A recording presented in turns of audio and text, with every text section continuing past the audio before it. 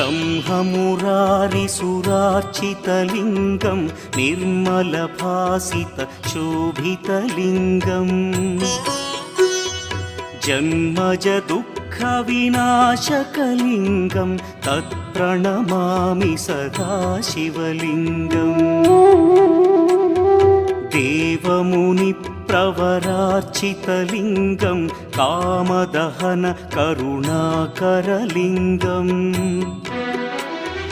रावणदर्पविनाशकलिङ्गं तत्प्रणमामि सदा शिवलिङ्गम्